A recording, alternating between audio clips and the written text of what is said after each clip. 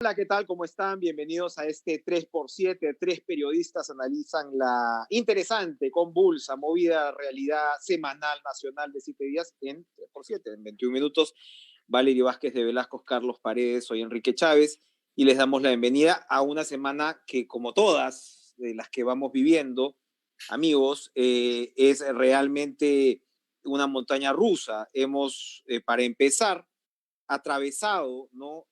La reaparición o de alguna manera el segundo debut, podríamos decir, de Karelyn López, la aspirante a colaboradora eficaz que ha intervenido ya directamente ante el Congreso y ha sido sumamente severa, crítica con el papel que le compete al presidente Pedro Castillo, a quien ha reiterado, ha señalado como el cabecilla de una organización criminal. No hay que olvidarlo, me gusta siempre insistir este tema, en el Ministerio de Transportes y Comunicaciones. Por cierto, pequeño cherry, en la revista impresa de esta semana recordamos que una de las empresas chinas que ella ha señalado sigue ganando licitaciones, en este caso una licitación de más de 70 millones de soles con sus socios peruanos, con los Aguilar Quispe. Entonces, eso sigue en marcha y evidentemente es un eslabón importante de lo que ella está describiendo con el papel de los sobrinos, con el papel, por supuesto, de Bruno Pacheco, a quien ha defendido, con el papel del exministro Juan Silva. Es también muy explícita para referirse a ello, pero bueno, chocó con los congresistas que yo creo en realidad, esa es mi humilde opinión, congresistas sobre todo de Acción Popular, de Perú Libre, pero los niños o quienes de alguna manera están cerca de estos niños, tratando de que ella pise el palito, ¿no? Tratando de que hable más de la cuenta y las piezas de información que están siendo corroboradas para evaluar y confirmar su colaboración eficaz sean reveladas antes de tiempo y ella pierda esa posibilidad, esa condición. Fue bastante clara esa intención. Vamos a comenzar por Carlos, ¿qué les parece? No sé cómo evaluaste tú ello y cómo ven el papel que puede tener Karelyn López en los próximos días y las próximas semanas con respecto al presidente Pedro Castillo, para empezar. Sí, he conversado con fuentes directamente cercanas a la defensa de Karelyn López y ella junto a sus abogados han tomado la decisión de salir a defender su versión a los medios de comunicación. Así que este fin de semana, concretamente el domingo, aparecerá una entrevista inextensa en un importante diario de circulación nacional, una entrevista además que viene acompañada de un testimonio grabado en video, y en un programa de la noche va a estar en vivo defendiendo su versión. Claro, ella tiene un impedimento que es no revelar las cosas que le ha contado a la fiscal que lleva su colaboración eficaz, que es la fiscal Luz Taquire, ¿no? Sin embargo, está investigada por otros dos fiscales más. Uno es el fiscal Marco Guamán, del sistema anticorrupción. Eh, es el fiscal que no incautó los $20,000 en el baño de Bruno Pacheco, ¿no? Que depende del fiscal que es coordinador de las fiscalías anticorrupción, Marco Tello, y ahí hay dudas, no solo de Karelyn López, sino también de su propia defensa, lo han dicho públicamente, ¿no? Así que vamos a tener Karelyn defendiendo su posición este fin de semana y las veces que sean necesarias, me dicen en fuentes de defensa de Karelyn López, porque además el primer Aníbal López ha salido a defenderla Torres. utilizando, Aníbal Torres, perdón, ha salido a defender o a contradecirla usando estas sesiones del gabinete ministerial en el interior del país, y me da la impresión que ella también va a salir a refutar de este encuentro que el premier dice fue fortuito en la calle con Bruno Pacheco. Vamos a ver qué detalles hay sobre eso, pero sin duda, el otro abogado de Bruno Pacheco, el, el abogado William Paco Castillo, ha dicho que él ha escuchado un audio grabado subrepticiamente por Bruno Pacheco en una conversación explícita con el presidente de la República y que según su entender jurídico sería un escándalo y sería el detonante que la oposición busca en el Congreso, ¿no? Vamos a ver qué dice Karen López respecto a estos audios en las entrevistas que va a dar este fin de semana, ¿no? El detonante, Valerie, el detonante, ¿tú crees que el detonante está por llegar? ¿Tú crees que las expectativas se han sobredimensionado? ¿O piensas que Karen López está tratando de no pisar huevos? Bueno, es que yo creo que está en una situación bien complicada, ¿no?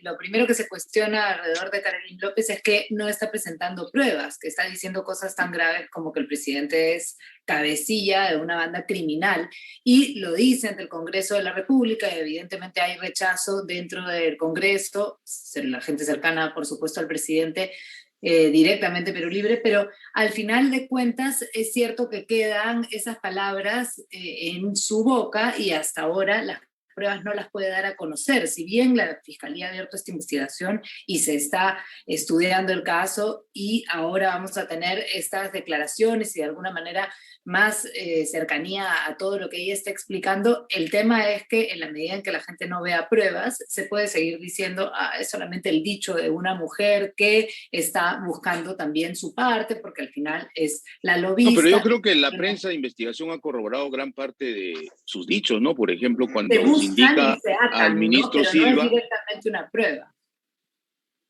Claro, pero esos indicios concurrentes creo que la prensa ha aportado en corroborar lo que ella está diciendo, y entiendo que el Ministerio Público está haciendo su trabajo en ese sentido, ¿no? Pero de ahí a llegar a la pregunta de Enrique, que si este es el detonante, yo lo dudaría todavía.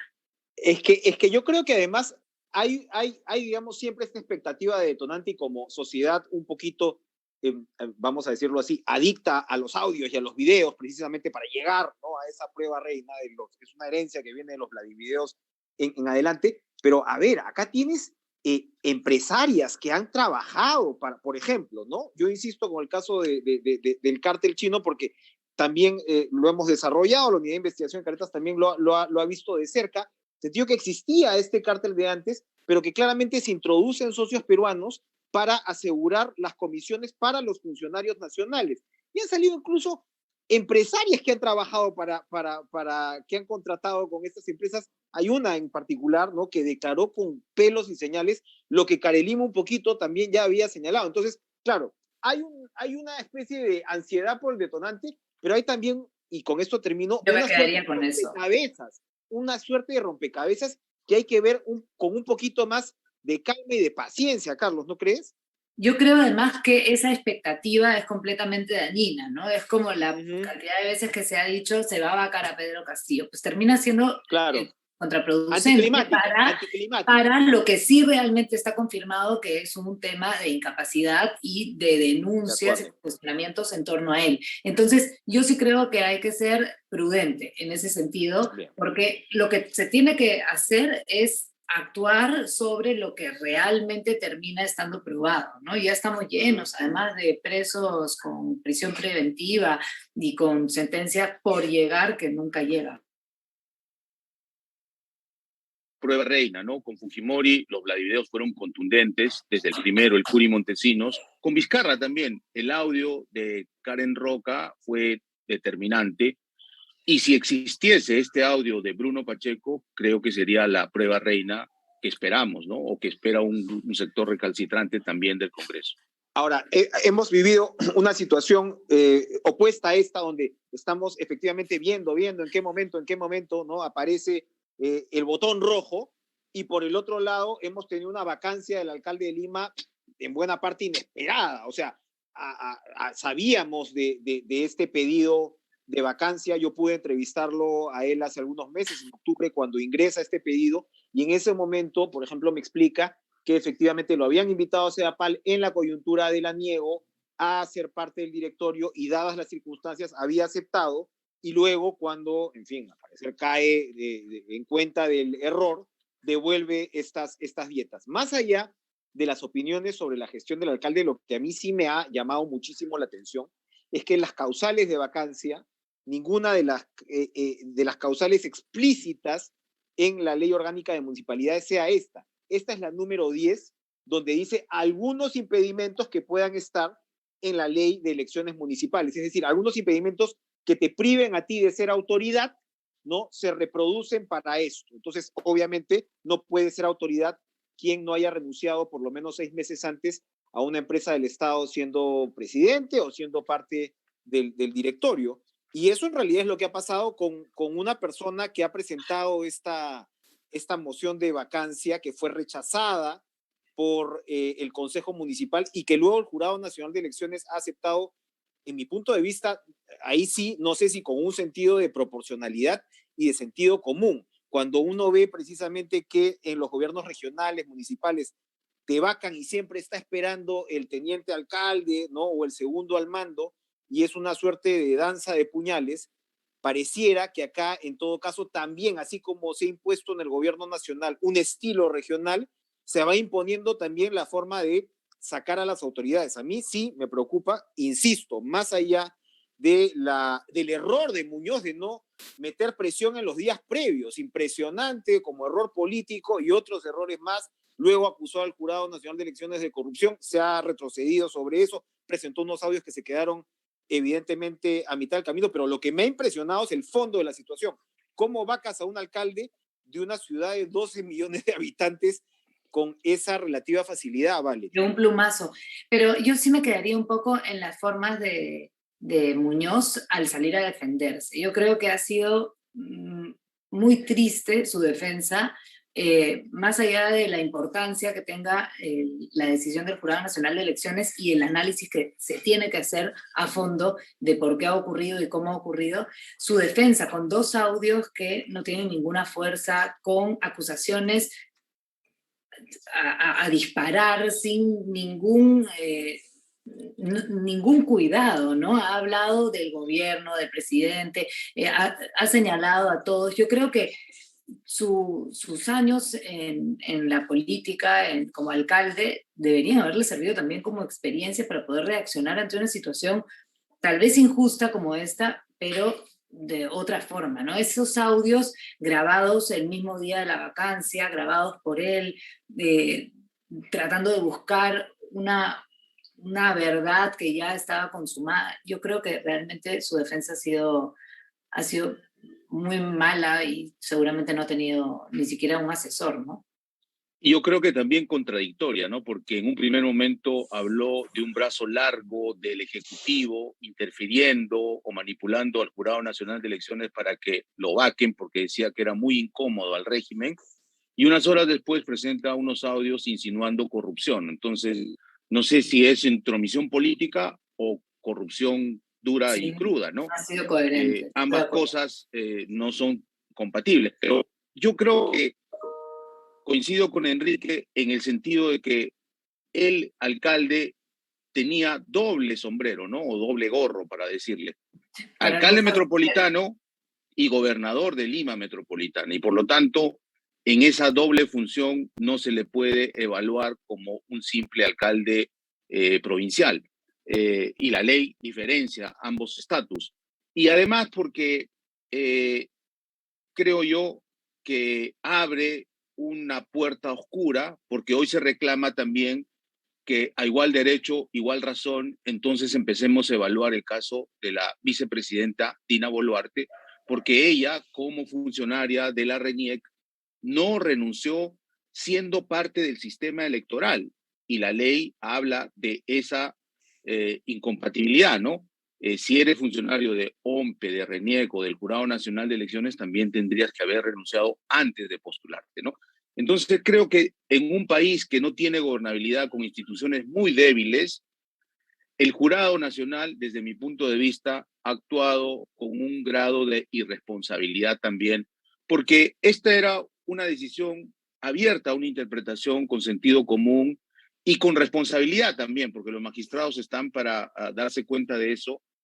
Y sí creo que de los 5 miembros del jurado, 3 son nuevos, no han estado en el proceso del año pasado y por lo tanto también se equivoca el alcalde Muñoz en tildarlos y pasarles el pasivo de todo lo que se dijo en las elecciones del año pasado, ¿no? Proporcionalidad, sí. Dale, sí. Sencillamente que no tiene mucho sentido a estas alturas, ¿no? Ya quedan unos meses para el fin de su mandato como alcalde y yo creo que en realidad el Jurado Nacional de Elecciones suma al caos esto que decías al principio, ¿no? Es el que representa una ciudad de 12 millones de personas y de pronto ya estamos en un torbellino sin parar como para sumarle algo así que en el fondo, pues eso, no debería tener tanta importancia, ¿no? Se podría evaluar y se podría ver, pero yo creo que es sumar al caos. Proporcionalidad y sentido común, ¿no? Resumiría como lo que le faltó en ese caso al jurado. Y sentido común es lo que nos está faltando. O sea, yo vuelvo a revisar, y momento de Cherry para terminar acá, la última edición de Caretas, y lo que tienes, me ha impresionado, ¿no? La historia del señor, el presidente de salud, que falsificó documentos para firmar a un hijo que no era suyo. ¿Cuándo hemos tenido una situación así? Porque estaba seguramente, qué sé yo, muy enamorado, ¿no? Y firmó a un niño ya de 12 años con documentos falsos. Estamos viendo cómo efectivamente el Ministerio de Energía y Minas y el Ministerio de Salud, dos ministerios fundamentales, hablando de energía y minas, con lo que la importancia que tiene para la economía, la conflictividad que hemos visto esta semana en las Bambas y demás. Estos ministerios están en manos de Vladimir Cerrón. Vladimir Cerrón, por cierto, lo tenemos en la carátula, en una doble cara con el Buenísima presidente la Castillo. carátula. Y yo les había comentado ya hace algunos días que conversando con Francisco Sagasti en el Virrey, estaban con mucha expectativa por la presentación de un libro que iba a moderar Valery Vázquez de Velasco. Y Pero decían, va a venir... también, porque yo estuve ayer en la presentación. Va a venir el libro de Carlos Meléndez, Populistas, va a venir Vladimir Cerrón. Y esto en realidad no llegó a ir, pero fue una tremenda, un pandemonio por lo que hemos visto, Valery. Queríamos conocer tu impresión. No, y yo la verdad es que además con la presentación del libro estábamos todos esperando que Vladimir Cerrón apareciera pues como única, digamos, único evento en la semana, pero de pronto se apareció en el canal con Mario Violini en Canal N, habló directamente de sus planes, del plan B, del plan A por lo menos, y comenzó a hablar, que es lo que de pronto... Y le dio una entrevista a la BBC también, ¿no? Dio una entrevista a la BBC y de pronto en esta situación que él mismo puso en sus redes que iba a participar, que era la presentación del libro, como has dicho, de Carlos Meléndez, pues no llegó, pero fue además, yo creo que a propósito. Si bien él le dice a los organizadores estoy afuera, pero claro, ya estaba toda esta protesta afuera, a quienes estábamos asistiendo sí se nos había dicho, porque además con las redes sociales y como rápidamente todo se sabe, pues iban a haber estas manifestaciones. Entonces llegamos todos antes, tampoco mucho antes, ¿no? Porque yo lo expliqué en el Twitter y al final a las 5:30 salimos caminando y llegamos con total calma, no había nadie, podía Vladimir Cerrón, si hubiera querido asistir, haber llegado también a las 6:15, donde no había nadie. Acá el lío comenzó a puertas abiertas estuvo con puertas abiertas hasta las 6:40 más o menos, y luego se inició esta marcha, esta protesta que efectivamente fue violenta hacia el final. Tuvimos que salir, hay personas que fueron confundidas por Carlos Meléndez, que fueron acosadas, de hecho, Jerónimo Pimentel recibió un tomatazo, me lo encontré al final, y bastantes personas recibieron esto, y la policía no detiene a nadie. También hay que decir eso, la resistencia o el grupo que haya sido, pues no tuvo ningún problema de seguir protestando sin parar y acosar a gente hacia el final. Pero Vladimir Cerrón no entró porque no le Dos reflexiones, Carlos, sencillamente para terminar. Vladimir Cerrón, que es un objeto de estudio tuyo también, empoderado, envalentonado, de un lado claramente, como dice Valery, seleccionando y dosificando, ¿no?, sus propias apariciones y provocaciones, pero por otro lado, este juego de violencia, ¿no?, de radicalismo que yo insisto, desanima a buena parte de la ciudadanía a manifestarse como debería y de alguna manera a buscar, ¿no?, una salida un poco más ordenada. ¿Qué opinas, Carlos? Una intolerancia exagerada. Yo creo que es un error craso de la oposición recalcitrante de victimizar a Cerrón, ¿no?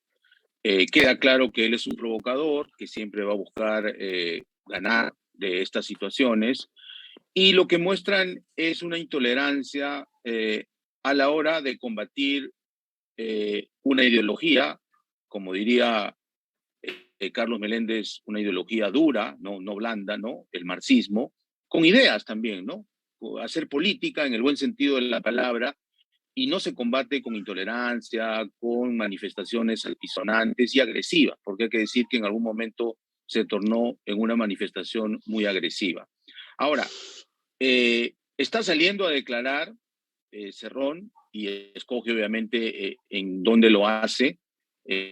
Incluso también la Junta Directiva del Congreso cayó en su provocación porque prohibió que se realice un evento con motivo de la Asamblea Constituyente, etcétera, en el mismo Congreso de la República. Y lo que no todavía logro entender es estos proyectos de ley presentados por Digna Calle y por Pasión Dávila, ¿no? Para que se vayan todos.